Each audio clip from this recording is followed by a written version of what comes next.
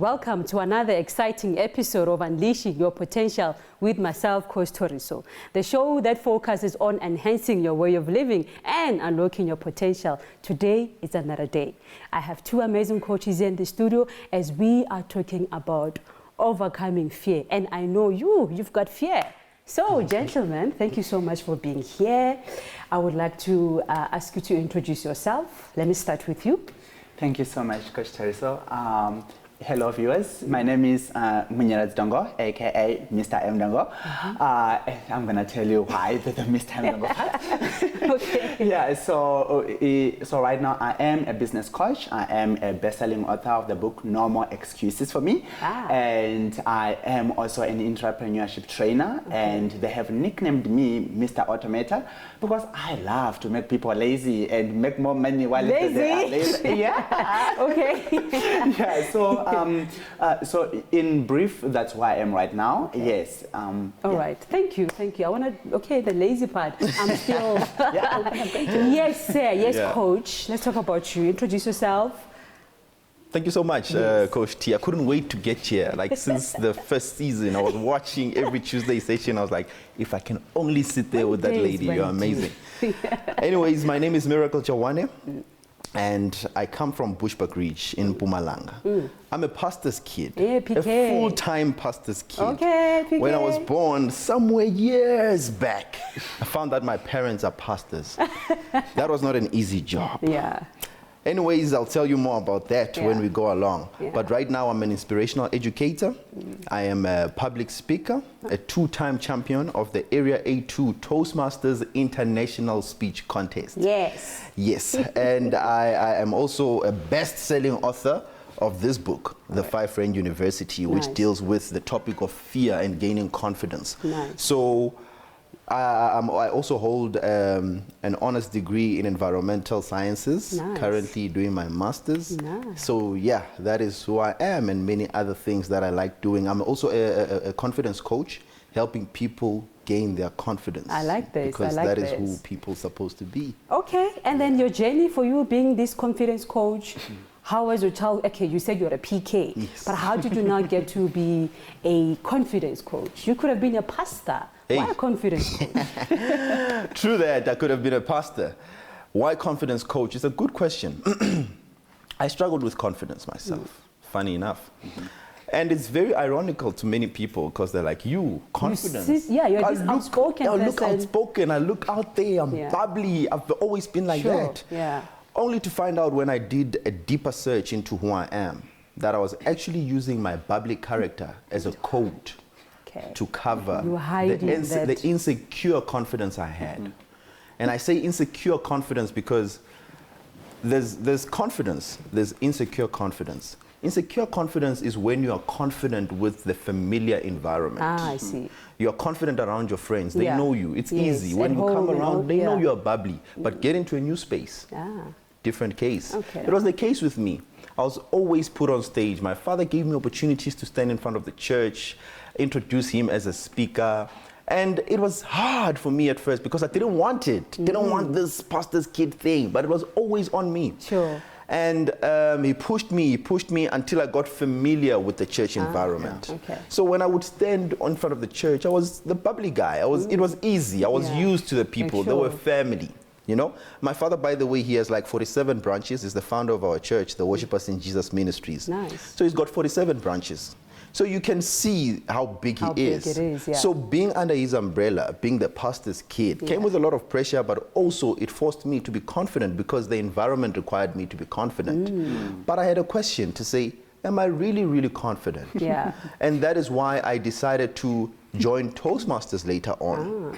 And when I joined Toastmasters, it was to search if I'm indeed that confident person. Yeah. And I realized that all what I was doing all along, it was not really it. Because when I get to a different environment, then become someone else. I closed in. So throughout my journey, I then discovered who I was. But most importantly, and I talk about this in my book, it's who I'm meant to be. And I realized that in the experience of trying to become, I'm more of a teacher.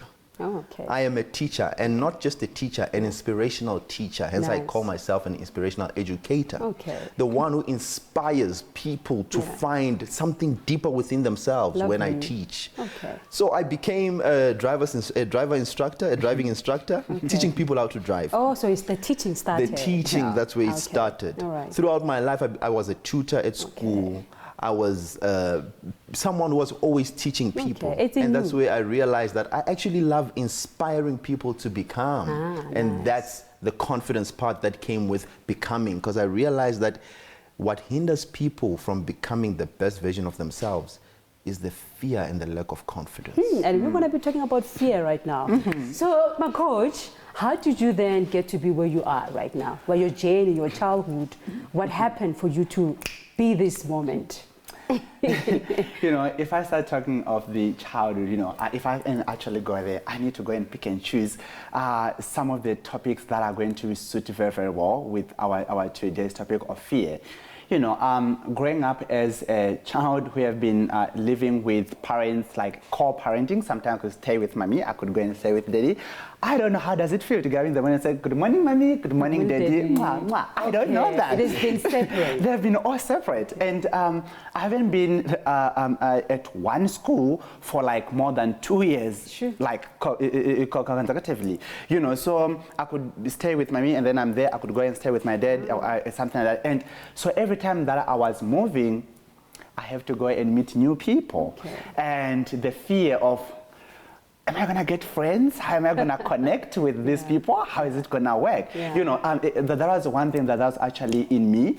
And also growing up, like, I always loved the stage. Like, I loved being in front of people because this separation of my mom and dad, it caused me depression, it caused me anxiety to an extent that I started to stammer and I started to do some funny things, you know, that I was always doing, and it was now part of me.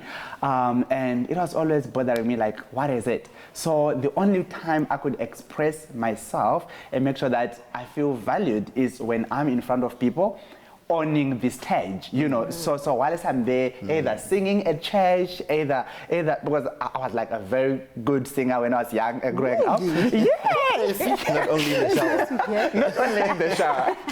And you know, like after right now, you know, I still love to connect with people that I met. They say, "Are you still singing?" I said, "In the shower." It's still there. It's still there. I'm still there. Yeah. So that upbringing. As much as back then I was looking at it as the difficult part, right now when I look back, I put a big smile. I said, that's my boy. I loved it. You know, you just grew up in all those difficult situations. So what was lacking in me was love. You know, and that is one thing that's actually lacking, and from both sides at the same time. And that, like, it caused me to also close up and just be confident of the situation, like what he was talking about. When I'm in front of people, I'm this public person, I'm this, something like that, And I had to actually grow, and I migrated from Zim, and then I came this side in South Africa when I just finished my high school. And whilst I was here, I was supposed to go to school, but I came here late, so the school that they had already enrolled, and I said, what is it that I can do so that I can keep myself busy? Because I am very lazy to go in the construction. Look, like, really, construction. Hello, you know. And and then I had actually to dive into business by that time and started to do cake and decor. You know, I've been doing that. In the new area without knowing anybody, you know, meeting other people at church and try to connect. So, and after that journey of cake and decor, I went into network marketing, failing as well. In cake and decor, failing. And those things were just adding up on my fear, as well as we're actually going to dive deep into that. I actually like that because I wanted to talk more, dwell a bit on it more when we come back from the break. And the coaches are here. They are unpacking their journey. And please stay tuned. We're coming right up.